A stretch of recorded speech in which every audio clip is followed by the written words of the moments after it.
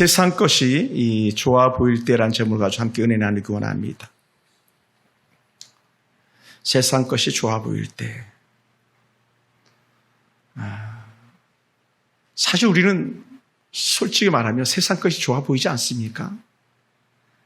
세상 사람들 풍습이 좋아 보이지 않겠습니까? 세상 사람들이 가지고 있는 게 좋아 보이지 않겠어요? 세상 사람들이 가진 것들 때문에 우리가 때로 충동이 일어날 때도 있지 않습니까? 우리는 세상 사람들 것이 부러울 때도 있을 것입니다. 이스라엘 백성들이 가나안 땅에 들어가서 나타났던 첫 번째 현상이요, 그 가나안 땅의 것들이 좋아 보였던 거죠. 그럼 뭐가 먼저 좋아 보였을까요? 그들이 정착 생활을 하기 시작하면서 그들이 봤던 게 뭡니까? 40년을 도로 달아다니다 정착 생활이 시작됐잖아요. 그랬더니 정착 생활을 하면서 바라보다 보니까 어떻게 돼요? 농경사회가 좋아 보였죠. 농경사회. 농사 짓는 그들의 문화가 좋아 보였어요. 씨를 뿌리면 쑥쑥 자라서 가리면 걷어들이고 그것으로 창고에 재워놓고 먹을 수 있는, 끼니 걱정하지 않는 그런 농경사회가 좋아 보였어요. 그러다 보니까 그들은 어떻게 하면 농사를 더 잘 지을까 하면서 손을 내밀었겠죠. 누구에게 손을 내밀었을까요? 당연히 가나안 사람들 7부족이었겠죠. 남아있는 7부족들. 다 없애지 않았으니까요. 그래서 손을 내밀다 보니까 어떻게 돼? 그 사람들이 사실 우리 실력이 아니야. 우리 실력으로 농사 잘 짓는 게 아니야. 우리 실력으로 평안한 게 아니야. 우리 실력으로 애 잘 낳는 게 아니야. 그럼 뭐야? 어떻게 당신들 이렇게 농사도 잘 짓고 애도 쑥쑥 낳고 바다에서는 많은 고기도 잡고 어떻게 그런 거야? 들판에 양떼들이 막 번성하고 소떼들이 넘쳐나고 어떻게 그런 거야? 라고 말했을 때에 그 가나안 사람들이 뭐라고 말했을까요? 사실 해답은 우리 신들에게 있어. 이렇게 말하지 않았겠습니까? 신들에게. 흔히 말하는 바알신, 아사랴신이라고 하는 그 가나안의 다양한 신들이 좋아 보였던 거죠. 그들이 섬기를 신들을 갖다가 추종하기 시작하면서 이들은 망가지기 시작하는 거예요. 그 역사가 어디에 나옵니까? 사사기에 나오는 거죠. 사사기. 그러다가 망하고 그 신들을 쫓다가 망하고 계속 망하는 일들이 답습되어졌던 것이 이스라엘 백성들의 모습이 아닙니까? 우리가 처음에 신앙생활 하면서 주일을 지키는 게 버거웠던 성도들도 있었을 거예요. 아니, 세상에 예수 하면 얘네들은 주일날마다 저렇게 그냥 놀고 그래도 또 잘 나가고 또 공부 잘하는 애들은 주일날도 학원 가는데 공부도 잘하고 막. 근데 우리는 주일날 와서 예배 드리는데 때로는 공부도 잘 안 되고 기업도 잘 안 되고 자식놈들은 엉망이고 막 이렇게 할 때에 누가 궁금하겠어요? 세상 사람들이 궁금할 수밖에 없죠. 너는 어떻게 해서 그렇게 잘 되니? 우리 사촌 누나가 막내 누나가 너무 잘 되는 거예요. 집은 뭐 어마어마한 그 판교의 부자고 애들은 뭐 그냥 쭉쭉 뻗어서 여의도에 근무하고 하는 의사로 연봉이 뭐 몇억 되고 누나 어떻게 애들을 그렇게 잘 키웠어? 아니야, 아무것도 한 거 없어. 이렇게 얘기하는데 불구하고 사람들 그 얘기 묻는 거죠. 어떻게 두 딸을 그렇게 잘 키웠어요? 남의 것이 잘 좋아 보이는 거죠. 오늘 문제가 하나 생겼는데 뭐냐면 12장을 딱 열어가면 사무엘이 나이가 많아졌어요. 사무엘이 나이가 많아졌고 사무엘이 인생 연수가 거의 끝나갈 그런 지경에 처했을 때에 예요. 그래서 사무엘은요, 요즘 말로 하면 세습인데 사사식을 세습하는 그런 일들 단행했죠. 우리가 잘 아는 요엘이나 둘째 아들 아비야에게 너도 아빠처럼 사사 노릇을 해야 돼 하면서 일을 맡겼습니다. 여러분, 세습이요 다 나쁜 게 아니에요. 잘하면 너무 좋은 거예요. 목회자들도 지금은 뭐 좀 그런 그 이슈거리가 좀 덜합니다만은 담임 목사직을 세습시킨다고 해서 얼마나 많이 막 신문에서 떠들고 세상 뉴스에서 떠들고 특히 교회들이 떠들고 막 했었습니까? 그런데요, 잘하면 문제가 없는 거예요. 어찌 보면. 근데 이제 가난한 교회 담임 목사 아들은 목회 안 하려고 그러고 부잣집 아들은 안 하던 목회도 하려고 그러고 그렇게 해서 셋이 되니까 그게 약간 문제가 있는 것들이지. 주변에도요, 아버님의 뒤를 이어서 목회를 잘하는 목사님들이 얼마나 많이 있는지 몰라요. 제가 보니까 그러더라고요. 근데 이 문제는 사무엘은 너무나도 훌륭했는데 요엘과 아비야는 그러지 않았다는 거예요. 그러면 이 너무나도 훌륭한 아버지와 달리 아들이 엉망이었던 것을 평가하는 게 누구였냐면 그 백성들이죠. 그 백성들. 그 백성들이 봤을 때에 마땅히 잘할 줄 알았는데 아니 잘하지 않더라는 거예요. 네. 그러니까 사무엘은 너무 분주해서 그랬는지 모르겠지만 아들들이 그렇게 엉망진창인 줄을 잘 몰랐던 것 같아요. 그래서 사람들이 그냥 막 들고 일어나는 거죠. 그게 뭐냐면 8장 3절에 보면 그렇게 나타납니다. 우리 한번 볼까요? 8장 3절. 8장 3절에 이렇게 표현합니다. 그의 아들들이 자기 아버지 행위를 따르지 아니하고 이익을 따라 뇌물을 받고 판결을 굽게 하니라. 여러분, 그러면 이 말에 아주 좋은 뉘앙스가 있어요. 아버지를 따르지 아니하고라는 건 뭐냐면 아버지는 너무 괜찮다는 거예요. 아버지는 너무 괜찮아요. 그런데 아들들은 그렇지 아니하더라 이렇게 얘기하는 거죠. 그러다 보니까 사람들이 어떻게 했습니까? 당신 아들도 안 되겠습니다. 사사는 재판관인데 재판을 엉망으로 합시다. 뇌물을 받으면 무죄고 돈이 없으면 유죄가 되더라고. 이런 얘기를 하는 거예요. 세간에 지난 몇 년간 그런 물들이 많았잖아요. 막 판결이 정치 표량에 의해서 유죄가 되고 무죄가 되고 돈 갖다 주면 무죄고 돈 갖다 주지 않으면 유죄고 막 이렇게. 그러니까 한결같이 막 큰 대법관들이 출신 대법관들이 운영하는 그런 회사에 판결을 맡기고 하면요 거의 뭐 승소한다고 하니까 거기에 막 맡기고 그러는 거죠. 그게 판결이 굽어지는 거예요. 그게 좋은 게 아니에요. 정직하지 않은 거죠. 돈을 많이 주든 적게 주든 판결은 공정해야 되는데 이 사사의 사무엘 선지자의 아들은 그렇지 않았다는 거예요. 이게 큰 문제였죠. 그러다 보니까 뭐가 좋았냐? 이 백성들이 보니까 주변 나라들이 좋은 제도를 가지고 있다는 거예요. 자기들이 보기에 좋은 제도. 좋은 제도 뭡니까? 왕을 가지고 있더라는 거예요. 왕. 여러분, 오늘날도 왕 제도를 가지고 있는 나라들이 많이 있습니다. 가까운 일본만 해도 왕이 있습니다. 드러나지 않았어요. 왕이 있어요. 얼마 전 우리나라도 왔다 갔나? 우리 대통령이 만나고 갔나 그랬죠? 태국에도 왕이 있습니다. 왕이 있는 나라들이 많습니다. 영국에도 왕이 있듯이. 그리스인가 어디도 왕이 있잖아요. 막 각 나라에 왕이 있는 스웨덴이구나. 스웨덴도 막 왕이 있고 그래가지고 어느 공주가 막 왕이 될 공주가 막 군대 생활을 그렇게 했다고 해서 칭송받았던 그런 일들도 있습니다.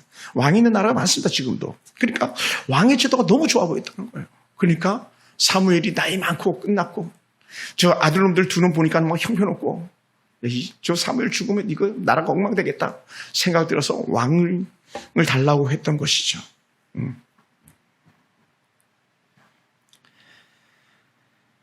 그때 사무엘 마음이 몹시 불편했죠. 뭐가요? 백성들이 왕을 요구하는 게 불편했어요. 사무엘만 불편했겠습니까? 하나님은 더 불편했어요. 하나님은 더 불편했어요. 우리가 또 앞서 8장 7절 다시 보고 이렇게 말합니다. 여호와께서 사무엘에게 이르시되 백성이 내게 한 말을 다 들으라. 이는 그들이 너를 버림이 아니다. 나를 버려 자기들이 왕이 되지 못하게 합니다. 나를 버렸다. 사무엘 너희 두 아들 때문에 그런 줄 알았다. 그게 아니야. 너의 두 아들 아비라의 문제가 아니고 바로 그들은 나를 버린 거야. 요엘의 문제가 아니야. 아비야의 문제가 아니야. 나를 버린 거야. 하나님께 이렇게 말씀하시는 거예요. 그러니까 어찌 보면 한편 사무엘 같은 경우는 한숨을 푹 쉬었다가 얼굴빛이 환해졌을지도 모르겠어요. 아들 문제가 아니라고 하나님께서 말하는 거니까. 나를 버린 거라고 말하니까. 왜냐하면 부모들은요, 자식이 전부잖아요. 하나님은요, 왕을 요구하는 그 백성들을 위해서 사무엘을 책망하지 않습니다. 더더군다나 사무엘의 두 아들 요엘이나 아비야의 죄도 책망하지 않습니다. 하나님은 이스라엘 백성들이 사무엘을 버린 것이 아니고 그 두 아들 때문에 문제 삼은 것이 아니고 가나안의 그 왕제도가 좋아 보인 것, 그걸 문제 삼는 거예요. 하나님이 이미 왕으로 존재하신다고 말씀했는데도 불구하고 중요한 게 뭡니까? 하나님 눈에 보이는 하나님이 아니니까 눈에 보이는 신상들을 가지고 있는 그 사람들, 그들이 가지고 있는 제도를 따르는데 그게 왕제도였던 것이죠. 여러분, 진짜 믿음은요, 어떤 이적과 기사가 일어나지 않아도 믿는 것이 진짜 믿음이에요. 할렐루야. 여러분, 북이스라엘에서 가장 많이 뭐가 일어났습니까? 기적이 일어났어요. 북이스라엘이 기적이 많이 일어난 이유 중에 하나는 너무너무 안 믿으니까 기적을 보여주고 가장 썬파워 선지자들 보내주셨던 거예요. 선지자들을. 여러분이 믿음이 정말 좋으면요, 때로 하나님은 응답하지 않아도 하나님의 계시를 믿는 거예요. 하나님 계시를 믿는 거예요. 우리가 막 금 나와라 뚝딱, 은 나와라 뚝딱 그거 하지 않아도, 금이 안 나와도 은이 안 나와도 하나님 계시를 믿는 게 진짜 믿음인 거예요. 그런데 우리가 정말 하나님께 꼭 구원하고 싶고 막 우리 하나님 품에서 떠나지 않게 원할 때에 그 악한 자들이 주께로 돌아오게 할 때에 금 나와라 뚝딱, 은 나와라 뚝딱 하면서 도끼도 물에서 떠오르게 하잖아요. 금도끼, 은도끼 거기서 나오는 거예요. 엘리사가 물에 떠오르는 도끼를 갖다가 나무꾼에게 주잖아요. 다른 거예요, 다른 거. 그러니까 여러분, 기적이 다 좋은 건 아니에요. 우리 한국에서 초기 기독교 때 막 수많은 기적들이 일어났잖아요. 어떤 사람은 죽었다 살아났던 사람들도 수없이 많다고 해요. 왜 그래요? 하나님의 거룩한 복음이 이 땅에 뿌리를 내리기 위한 도구였었던 것이죠. 근데 이스라엘 백성들이 가나안 땅에 오랜 세월을 머무른 후에 그들이 가지고 있는 거, 야, 우리도 왕이 필요해. 눈에 보이는 하나님만 가지고 성이 안 차. 이렇게 되는 거예요. 근데 하나님을 버린 게 아니에요. 하나님만 가지고 성이 안 찼기 때문에 이방 왕제도를 구했던 거거든요. 그래 하나님이 백성들 말에 따라 사무엘에게 왕을 세우라고 말씀하시는데 그 이제 8장에 쭉 일어나는 말씀이에요. 왕들이 보통 그냥 세워진 게 아니에요. 여러분, 사울이요, 그냥 세워진 거 아닌 거 아세요? 사울이 어떻게 세워졌게요? 제비 뽑고 이스라엘 12지파 중에 제비 뽑아서 베냐민 지파가 나온 거고, 베냐민 지파의 사람들 또 뽑아가지고, 뽑았더니, 베냐민 지파의 그 가문이 나온, 기스의 가문이 나온 거예요. 그 기스의 가문의 그 아들들 가운데 또 제비를 뽑았더니, 바로 이 사울이 뛰어나온 거예요. 그러니까 뭐 절차를 거쳐서 나온 거죠. 그러니 우리가 볼 때는 사울 그냥 쉽게 그냥 된 것 같지만, 제비를 뽑는 것은 하나님께서 그 안에 개입하고 계시다는 그런 의미거든요. 그래서 바로 사울에게 사무엘 기름 부어서 왕으로 세움의 시작점을 갖죠. 그게 이제 10장에 가면 나오는 그런 내용들이, 왕 달라 그랬으니까 10장에 이제 왕 세워주거든요. 그러면서 이 사무엘이 갖고 있는 마음은 섭섭한 거예요. 노인들은 뭐가 많아요? 섭섭한 게 많다 그러잖아요. 그죠? 섭섭한 거. 나이 든 사람들은 섭섭한 게 많아요. 왜냐하면 인생에 연수들이 있어가지고 뒤돌아보면서 서운한 것들이 많은 거예요. 그 백성들이 요구로 제비와 사울을 왕으로 세웠습니다. 정당 절차에 따라 세웠습니다. 마침내 사울이 정말 키도 크고 모습도 보기 좋았습니다. 뭐 남들보다 어깨 위 머리가 하나인가 더 있을 만큼 그렇게 키가 크다고 성경 계속적으로 말하고 있거든요. 그 10장 24절 23절 계속적으로 이해하는 얘기예요. 그래 사무엘이 그 백성들이 하소연하면서 나는 늙었고 내 머리 휘어졌고 나는 이제 갈 때가 됐는데, 그런데 내 아들들이 너희와 같이 있다. 너희와 함께하고 있다. 내 아들들이. 내가 어렸을 때 너희 앞에 출입을 하였다. 그러나 이제 나는 가고 너희들이 왕이 생겼는데 하면서 쭉 섭섭한 걸 말하면서 3회 몇 가지를 갖다가 아주 직설법을 써가지고 막 그 백성들에게 말합니다. 이런 내용들을 사실은 은퇴하는 목사님들이 막 은퇴를 앞두고 흔히 많이 말하는 그런 내용들이 어쩜 이렇게 똑같을까 생각될 때도 있어요. 뭐라고 말씀하셨냐면, 우리가 읽지 않았지만 12장 한번 볼까요? 12장. 다시 한번 12장으로 가봅시다. 12장 3절을 보면 이렇게 말합니다. 내가 여기 있나니 여호와 앞과 그의 기름 부음을 받은 자 앞에서 내게 대하여 증언하라. 내가 누구의 소를 빼앗았느냐? 누구의 나귀를 빼앗았느냐? 누구를 속였느냐? 누구를 압자했느냐? 내 눈을 흐리게 하는 뇌물을 누구의 손에서 받았느냐? 그리하였으면 내가 그것을 너에게 갚으리라. 이 뭡니까? 나는 누구의 소라, 누구의 나귀를 탐한 적이 없다는 거예요. 이 얘기 뭐냐? 예전의 사사들은 누구의 소도 누구의 나귀도 탐하면서, 그 앞선 어떤 사사는요, 왕직위만 갖지 않았지 왕처럼 그렇게 살았던 그 사사가 있어요. 아마 우리 김기수 사님 아실 수도 있을지 모르겠네요. 누가 그랬을까요? 기드온이 그런 거예요. 기드온은 왕의 지위를 누렸어요. 왕이. 그래서 왕의 모델처럼 기드온이 앞서서 다 보여줬어요. 수많은 것들을 취하면서요. 수많은 아들들을 두고요. 그렇게 살았었어요. 그런데 사무엘은요, 나 그런 적 없어. 소, 나귀 빼앗은 적 없어. 또, 이 말을 좀 이렇게 요즘으로 해석해보면 이런 것 같아요. 성도들이 재물을 가지고 나올 때 따로 막 착복하고 챙기지 않았어. 이런 얘기랑 같은 것 같아요. 어떤 교회는, 어떤 목사님은 4천만 원까지는 결제 안 하고 성도들 허락 안 받고도, 재정 허락 안 받고도 막 집행할 수 있다고 하는 그런 교회도 있더라고요. 있기는. 뭐 4천만 원 뿐이겠습니까? 훨씬 더 하죠. 그런 사람들도 있을 건데. 근데 그렇게 하지 않았다는 거예요. 속인 적도 없다. 여기 속인 적이 없다는 말을 갖다가 원어적인 의미로 가져가면요, 난 누구에게 사기친 적 없다는 거예요. 사기.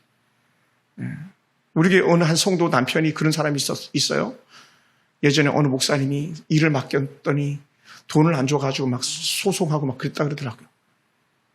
그래 많이 아팠어요. 그 얘기를 듣고 그래서 제가 그저께도 그분한테 문자도 보내곤 했는데 많이 아팠어요. 여러분, 공사 맡기면요, 목회자들도 속이더라고요. 월급 안 주려고 막, 물건값 제대로 안 주려고 막 질질 끌고요. 그렇게 해서 안 되는 거예요. 우리 잘해줘라? 최선의 값을 치러주겠다. 우리 이렇게 나가야 되는데, 사무엘은 그렇게 했다는 거예요. 나는 속인 적이 없어. 사기친 적이 없어. 그렇다고 누구를 갖다 학대한 적도 없어. 누구를 압자했느냐, 이게 학대예요, 이게. 이 학대는 누가 하는 왕들이 하는 거잖아요. 권세자들이 하는 거잖아요. 그렇게 한 적도 없다. 나는 사람들의 마음을 낙심시킨 적도 없고 그런 적이 없어. 눈을 흐리게, 뇌물이죠. 내가 눈을 흐리게 한 적도 없어. 그러니까 뇌물을 받을 때 눈이 흐려진다는 거예요. 눈이 흐려진다는 건 판단력이 부실해진다는 거예요.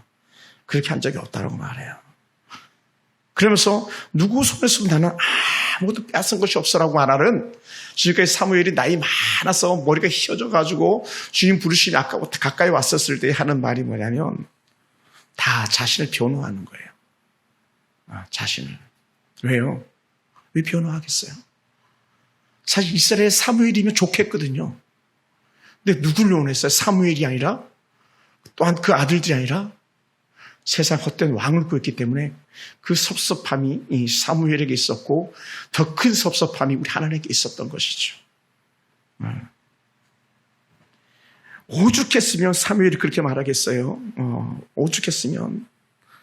사무엘이요, 그 당시 백성들이 사무엘을 뒷조사를 한 것처럼 그렇게 말하기도 해요. 사무엘을 알지 못하게 막 사무엘이 어떻게 살았는지 막 다 뒷조사를 한 것처럼 말합니다.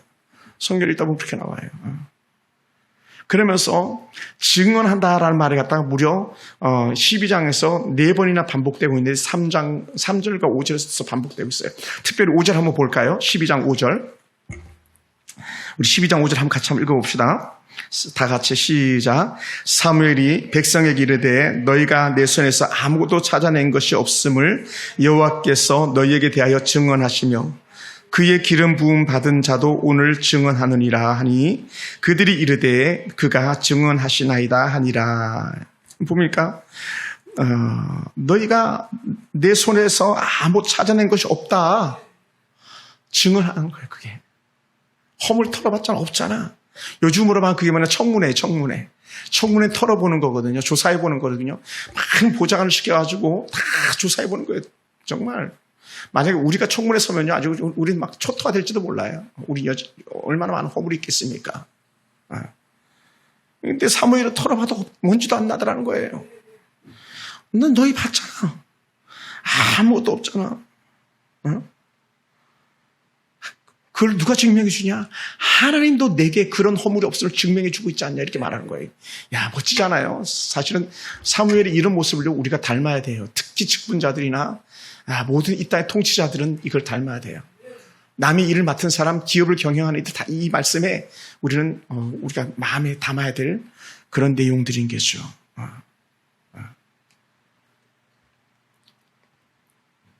사무엘의 정의로움, 사실이 없다는 그 말 자체를 갖다가 하나님께서 증언해 준다 했는데, 오늘 저와 여러분의 삶을 갖다가 하나님께서 여러분에게 보증 서주는 그런 은혜가 있기 원합니다. 죄는 괜찮아. 죄는 문제 없어. 할렐루야. 저도 그렇게 되길 원하고 여러분도 그렇게 되길 주님은 축원합니다. 할렐루야. 그래서 12장 17절에 보면요, 밀을 베는 때에 여호와께서 우리와 비를 보내셔서 왕을 구한 일이 여호와의 목전에서 범한 죄악임을 밝히 알게 할 거다라고 해요. 그러니까 사무엘이 얼마나 속이 아팠으면, 다른 말 마음이 아팠으면 너희들이 왕 구하는 게 얼마나 나쁜 건지 하나님께서 증명해 줄까 하면서 하나님께서 증명해 주면서 그 증거가 뭐냐? 지금 우레와 비를 보낼 거다 했는데 정말로 사무엘이 말이 떨어지기가 무섭게 12장 18절에 보면 우레와 비가 내리기 시작하는 거예요. 놀랍지 않습니까? 그때 이 백성들이 우레와 비가 내릴 때 그제서야 항복하는 거예요. 항복. 어떤 항복이냐? 우리가 잘못했습니다. 우리 잘못했는데 사무엘 선지자여, 우리를 위해서 기도 좀 해주세요. 뭐라고? 하나님께서 우리를 죽지 않게 기도 좀 해주세요. 왜냐하면 죄는요, 죽음이 동반되는 거거든요. 우리 살려주세요. 기도해 주세요. 막 이렇게 얘기하는 거예요. 이렇게라도 사무엘을 찾는다면 그건 은혜인데, 워낙 강팍하면요, 목사님 기도해 주세요 말 자체를 안 합니다. 워낙 강팍하면. 수많은 선지자들을 왕들에게 보낼 때가 있어요. 아합왕들에게 보낼 때가 있어요. 여호사밧에게 보낼 때가 있어요. 근데 여호사밧은 하나님의 선지자가 말을 듣는데 아합왕은 안 들어요. 아합왕은 죽여버리잖아요. 하나님께 죽여버리거든요. 그러니까 이 백성들이 그걸 알기 때문에 하나님이 우리 죽이지 않게 해주세요. 죽지 않게 해주세요. 이렇게 간절히 원하는 거예요. 12장 19절을 가만히 보면 다시 한 번 더 우리가 생각해 보게 되는데 뭐라 그랬냐면, 모든 백성이 사무엘에게 이르되 당신의 종들을 위하여 당신이 하나님 여호와께 기도하여 우리가 죽지 않게 하소서. 우리가 우리의 모든 죄에 왕을 구하는 악을 더하였나이다. 가난한 사람들이 손 내밀었던 것, 세상이 좋아 보여서 세상 것들에 따라 살았던 것들, 그것만 해도 하나님의 큰 죄인데, 세상 노름에 정신이 올 것도 죄인데 거기다 한 가지 더 큰 죄를 저질렀는데 그게 왕을 구하는 거였다. 그런 죄를 우리가 범했네요 라고 말하는 거예요. 근데 큰 하소연을 이 백성들이 사무엘에게 하고 있습니다. 그러면 우리 같으면 막 우리가 속이 좁잖아요. 그러면 그냥 못 들은 척하고 뒤로 확 돌아서 버릴 거예요. 왜냐하면 어차피 저놈들 놔둬버렸으니 하나님이 너희들 버리길 원해 하면서 확 돌아선다면 이건 진짜 선지자가 아닌 거죠. 진짜 목자가 아니에요. 따라서 목자는 어떤 죽을 죄인도 품어주는 겁니다. 아멘. 그러니까 부모는요, 목회자는요, 왕은요, 모든 사람 품어주는 거예요. 모든 사람을. 모든 사람. 어느 자식 잘났다고 그 자식을 품어주고, 어느 자식 못났다고 밀쳐내는 게 아니라, 모두를 품어주는 거예요. 모두를. 그 모델을 누가 보여주고 있냐면, 끝까지 사무엘이 그 모델을 보여주고 있습니다. 사무엘이. 비록 섭섭함이 그에게 있지만, 사무엘은 끝까지 그들을 품어줍니다. 그러면서 그들에게 행하는 말씀이 뭐냐면 사무엘이 두려워 말라. 너희가 악을 행하였지만 여호와를 따라서 돌아서지 말고 오직 마음을 다해 여호와를 섬겨라. 끝까지 하나님께 섬겨라. 왕을 섬겨라가 아니고요. 끝까지 여호와를 섬겨라 이렇게 나가요. 여호와를 섬겨라. 할렐루야. 여러분, 우리가 힘겹고 때로는 밥맛 떨어지는 것 같은 삶을 가운데 살지라도 여호와를 섬기는 데서 돌아서지 않게 되기 원합니다. 아멘. 때로는 내 기도가 응답이 안 되고 내 삶이 풀리지 않고 막 가는 데마다 꼬이고 인생이 막 완전히 진탕 같은 그런 삶 속에 빠져 있어도 우리 여호와를 섬기는 데서는요 돌아서지 말아야 되는 거예요. 아멘. 할렐루야. 제가 왜 이렇게 자꾸 얘기하냐면 제가 이렇게 돌아보면서 이게 사역을 하면서 보다 보니까요 너무 그물이 막 그물이 촘촘해야 되잖아요. 그물이 막 구멍이 술렁술렁 찢어져가지고 터진 것 같은 거예요. 제 사역에. 촘촘해야 될 그물이 이게 술렁술렁하다 보니까 막 고기가 잡힌 고기가 쑥쑥 빠져나간 것 같은 은혜 안에 푹 서야 되는데 자꾸 세상이 더 좋아 보이는 것 같아가지고 뒤로 물러가는 우리들의 신앙의 모습 때문에 제가 마음이 많이 아팠던 거예요. 제 자신도 그렇고요. 또 우리 교회 성도들 봐도 그렇고요. 그래서 하나님 우리가 다시 주께로 돌이키기 원합니다. 이런 마음이 간절했는데 하나님께서 이 본문을 주셨어요. 우리 21절 같이 다시 한번 볼까요? 12장 21절. 12장 21절 같이 한번 읽어봅시다. 돌아서서 시작.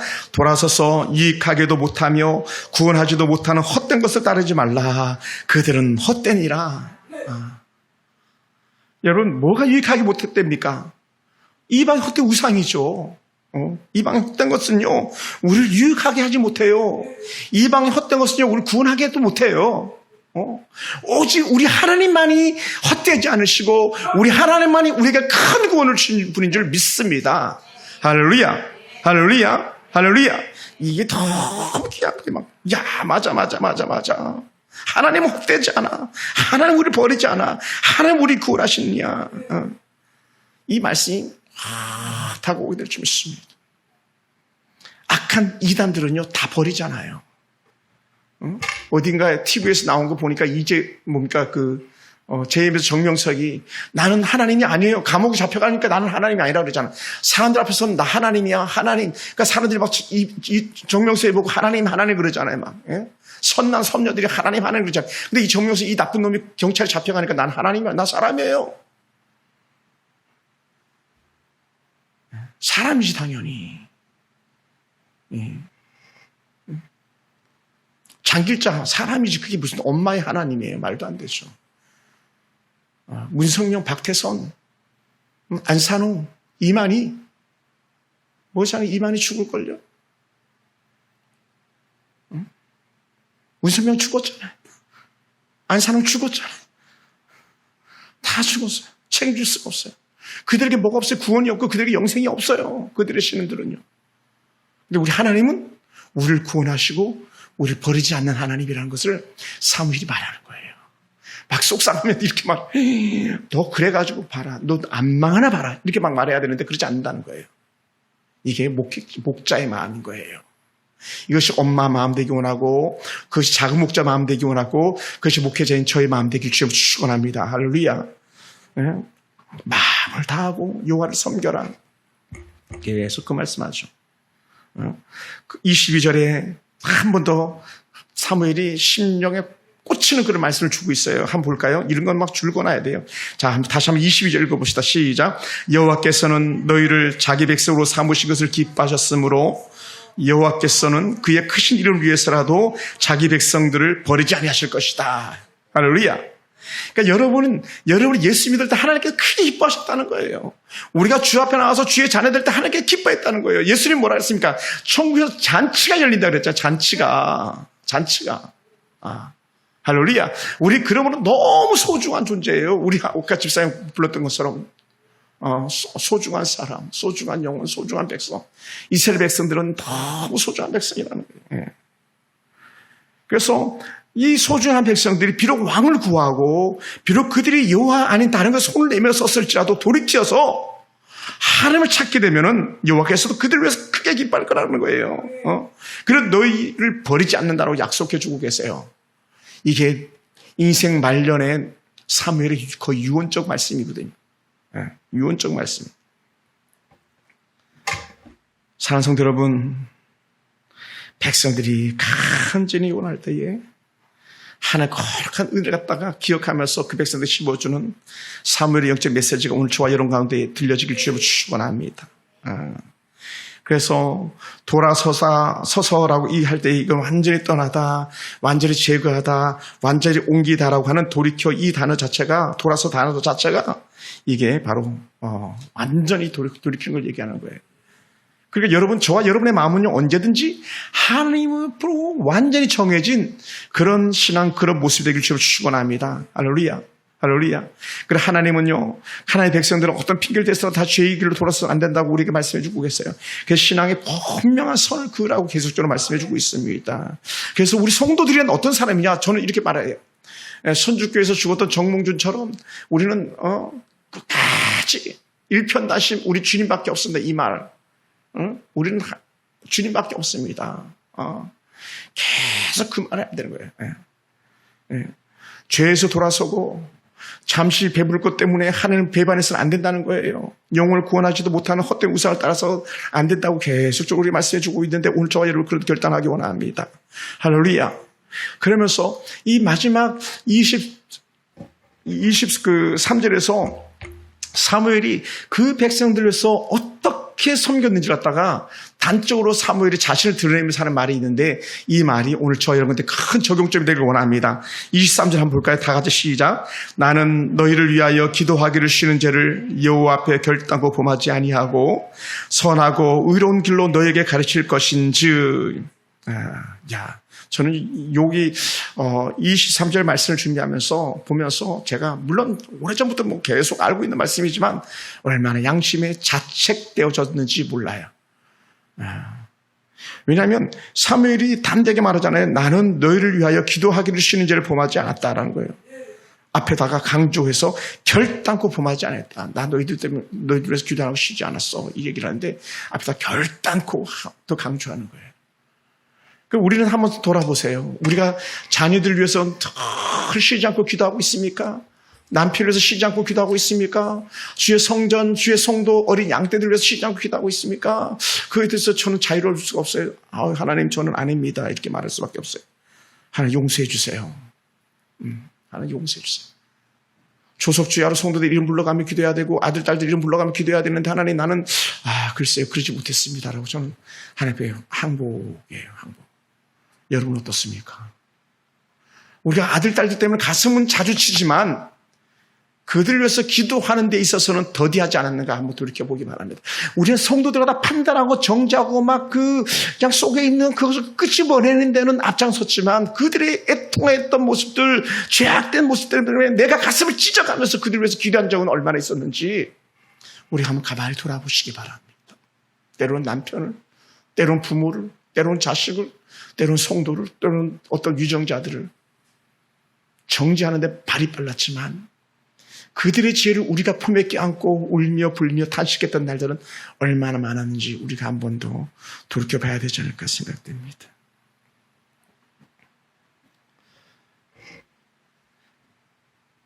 그래서 사무엘은요 알았어요.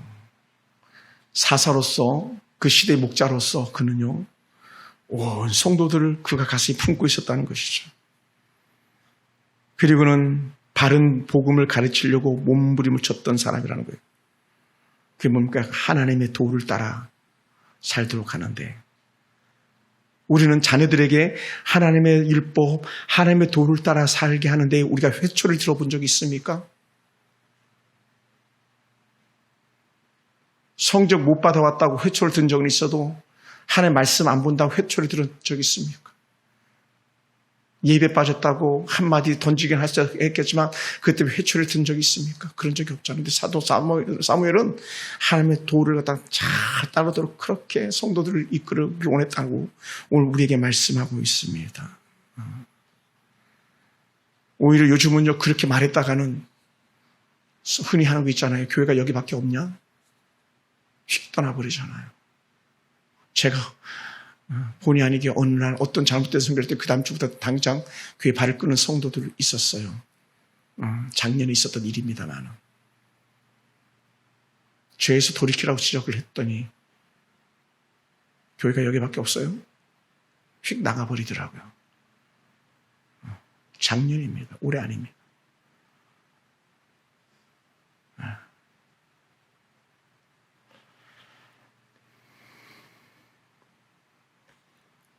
그리고 우리가 하나님의 말씀을 잘 받는 것 자체가 큰 복인 줄 믿으시기 바랍니다.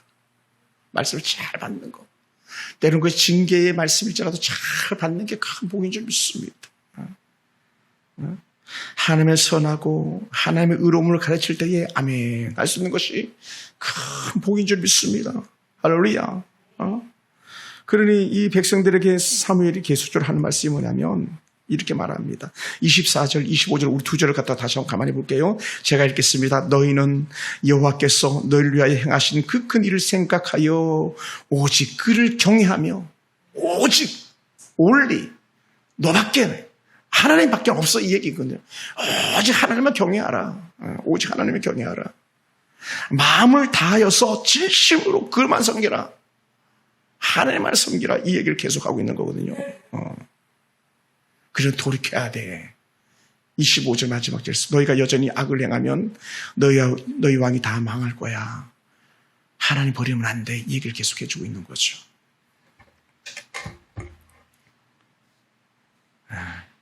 사무엘의 이 영적 메시지가요 얼마나 귀한지 몰라요. 그래서 이 8장에 보면 너희들이 왕 요구해야 되는데 얼마나 너희가 어리석은지 갖다가 사무엘이 일깨워주는데 그 사무엘이 왕을 원했던 사람들을 일깨워주기 위해서 이렇게 말합니다. 너희들 아들을 데려다가 병거와 왕의 말을 끌게 할 거야. 아들을 데려다 천부장과 50부장을 세우고 군종들로 세워가지고 너희들이 그 왕을 호위하는 데 쓰임받게 할 거야. 자기 밭을 관리하고 자기 추수하게 하고 자기 무기와 병거의 장비를 만들게 할 거야. 이렇게 얘기하는 거예요. 딸을 데려다가 향료를 만들게 하고 요리하는 자를 만들게 하고 떡을 굽는 자를 만들게 하고 너희 딸들 데려다가 다 그렇게 왕을 수종드는 데 쓰게 할 거야. 농사는 또 어떠니 밭과 포도, 감람나무 제일 좋은 걸 가져다가 왕에게 막 바쳐야 되고 신하들에게 바쳐야 될 거야. 이 어리석은 것들을 이렇게 얘기하는 거야. 왕이 좋다고? 아니라는 거죠. 양떼 10분의 1 걷어갈 거고 그의 종들이 될 거고 하나님이 앞으로 응답하지 않을 거고 이 어리석은 것들아 계속적으로 이렇게 얘기하고 싶었던 거예요. 사랑하는 성도 여러분, 우리가 우선 보기에는요 세상 것이 좋아 보이고 세상에 나가면 더 멋진 삶을 살 것 같은데 그렇지 않더라는 거예요. 아멘. 여러분 지금만 하면 막 최고일 것 같고 뭐 돈만 많으면 최고인 것 같으면 여겨질지 모르겠지만 오히려 하나님을 멀리하게 하는 그런 일들도 있더라는 거예요. 제가 보니까 그러더라고요. 어떤 사람 막 갑자기 일확천금이 생겼는데 두 아들놈이 하나님을 떠나버리고 말더라고요. 그런 일들도 있더라고요. 그러면 일확천금 안 생기게 더 낫지 않겠습니까? 좀 가난하고 자문의 이르는 말씀처럼 육선을 먹지 못하고 채소만 먹을지라도 그거 먹으면서 하나님 잘 생기는 게 오히려 더 큰 행복이 아니었을까? 성경이 그걸 말하고 있잖아요. 오늘 우리가 그걸 볼 수 있게 되길 주로 축원합니다. 할렐루야. 그러니요 세상이 우리를 얼마나 조롱합니까? 여러분 글로리라는 그런 드라마 얼마 전에 작년에 했던 그 드라마 아주 유명한 드라마가 있었습니다. 물론 뭐 안 보셨을 거예요. 그 특별한 종편에서 하는 것들이었으니까 종편인가 아니면 어떤 넷플릭스라는 그런 것에서 한 거였었으니까요. 거기서 기독교를 얼마나 조롱했는지 몰라요. 얼마나. 큰 교회 목사인 딸이 마약 중독자가 돼가지고 그렇게 방탕한 걸 갖다 보여주면서 그렇게 조롱했는데 사실은 그게요 얼마나 우리를 갖다 비하하는 그런 드라마였는지 몰라요. 근데 사람들 다 박수를 보냈죠. 돈 많은 자들이 가지고 있는 그 악한 행태들을 우리 재밌다고 봤었지만 그것은요 기독교를 비하하는 거였어요. 오징어 게임 기독교를 비하하는 거였었어요. 어떤 세상은요 너희께 진짜가 아니고 우리께 진짜라고 세상은 자꾸 바알이 진짜야 아세라가 진짜야 계속 그 얘기를 하는데 우리는 그럼에도 불구하고 아니야라고 말할 수 있는 신앙이 오늘 저와 이런 가들을 축원합니다.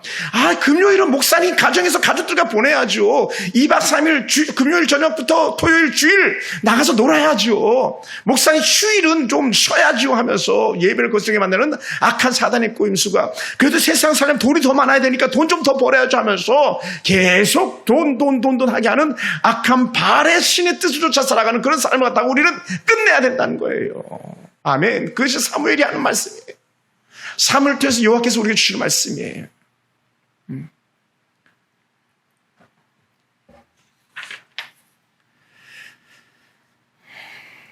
지금 우리가 우리 주변을 좀 돌아보시기 바랍니다. 여러분 주변을 한번 돌아보세요. 왕을 세워서 기뻐 뛰듯 우리가 얻은 것들 때문에 얼마나 기뻐하고 즐거워했던 날들이 많았습니까? 하나님이 아는 것을 구했다가 사실은요 더 많은 실패를 경험한 적들은 없습니까? 가만히 한번 돌이켜보시기 바랍니다. 자녀들이 혹은 부모들이 또 혹은 성도들이 때로 하나님의 마음을 얼마나 아프게 했던 적들이 있지 않았겠습니까? 왜 그랬습니까? 그것은요 이렇게 볼 때 그래요. 세상의 헛된 욕심들 때문에 육신의 안락을 쫓아 살 때에 우리는 하나님의 마음을 아프게 하는 거였고 부모의 마음을 아프게 하는 거였고 자녀들의 마음을 아프게 하는 것들이 아니었을까 생각되는 거예요. 하나님은 이미 우리가 하나님을 섬기는 순간에 천국에 보장된 삶을 살도록 보장하셨었는데 우리는 천국의 삶이 아니라 세상의 헛된 것들이 더 좋아 보여가지고 자꾸 목마른 것을 찾아다니는 그런 어리석은 모습을 가졌을 때가 많았더라는 것이죠. 그러다 보니까 어떻게 돼요? 정작 가장 소중한 것을 잃고 사는 그런 모습이 오늘 저와 여러분 가운데 있지 않는지 한번 돌이켜보시기 바랍니다. 그러면 사랑하는 성도 여러분 다시 한번 사무엘이 우리에게 주었던 영적 은혜 교훈들이 우리 가운데 심어지기 원합니다. 다시 하나님을 찾아라. 하나님께로 돌아와라 이렇게 얘기했던 것. 돌이켜라.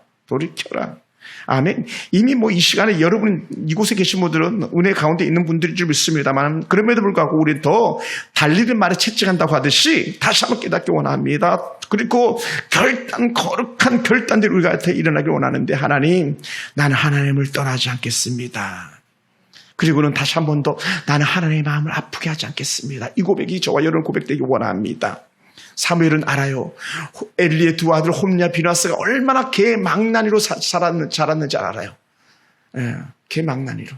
그리고 여호와의 법궤를 빼앗기고 한날 형제가 죽고 한날 아비가 죽는 그런 아픔의 역사들이 바로 사무엘이 봤던 가정의 역사 아닙니까? 그런 의미에서 우리는요 우리들의 자녀를 잃어서는 안 됩니다. 우리 가족들을 잃어서는 안 됩니다. 더 이상은 우리 성도들을 잃어서는 안 됩니다. 뭐라고요? 죄 가운데 노출시켜서 그들 가운데 있다가 망할 자가 되겠어 해서는 안 된다는 거죠. 그래서 다시 깨닫게 하는 은혜가 있기 원합니다. 그래서 우리는 다음 주부터 다시 목장 예배가 잘 세워지기 원하고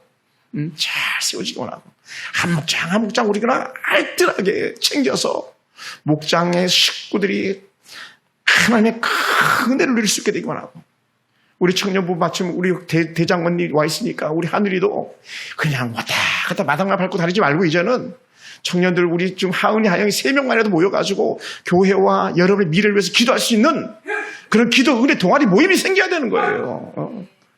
돈 잘 벌어서 어디다 쓰려고 그래? 돈 더 많이 벌어가지고 뭐 하려고 그래?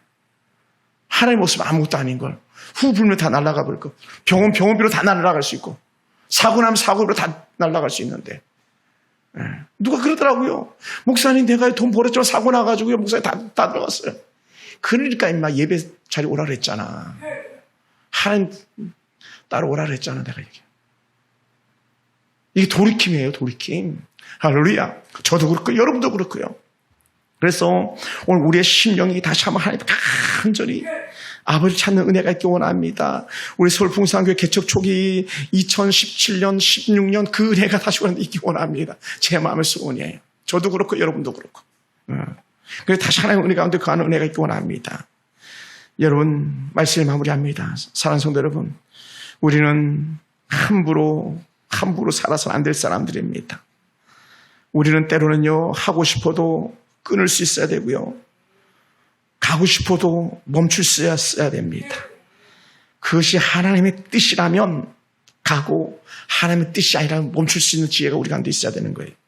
세상은 다 변해도 변하지 않는 게 있는데 그게 정금이라는 금은 변하지 않는다는 거예요.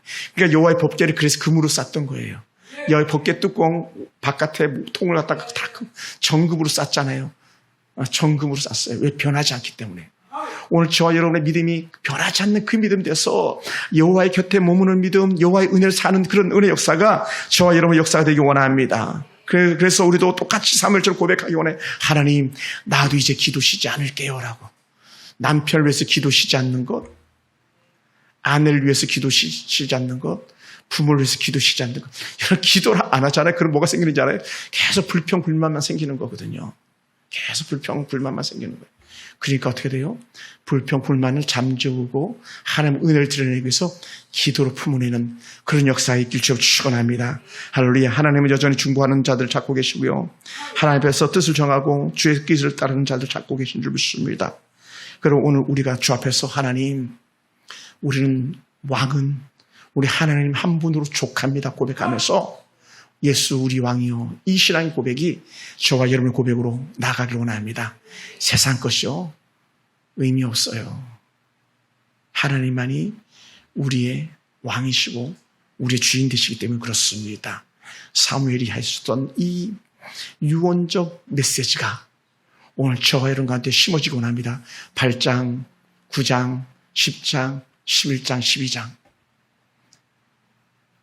그리고 사무엘이 인생 말년에는요, 사울 왕의 눈을 피해서 도망 다니기 시작합니다. 왜? 사울 왕이 언제 사무엘을 죽일지 몰라가지고요.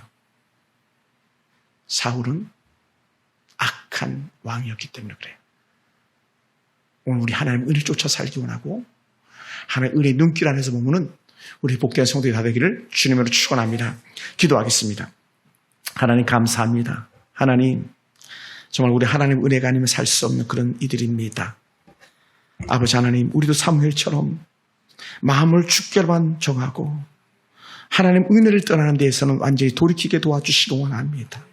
아버지 하나님, 조석주야로 악한 죄가 우리 가운데 들어와서 얼마나 우리를 자주 유혹하는지 모릅니다.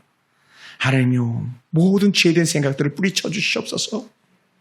악한 모든 죄악의 쓴뿌리들을 제거해 주시옵소서. 하나님, 우리 속에서 하나님의 은혜를 꺼버리는 아버지 죄악의 쓴뿌리들이 사라지게 도와주시고 오직 주의 은혜로만 채워져서 그렇습니다. 하나님, 나도 기도 없이 이런 죄를 범하지 않겠습니다.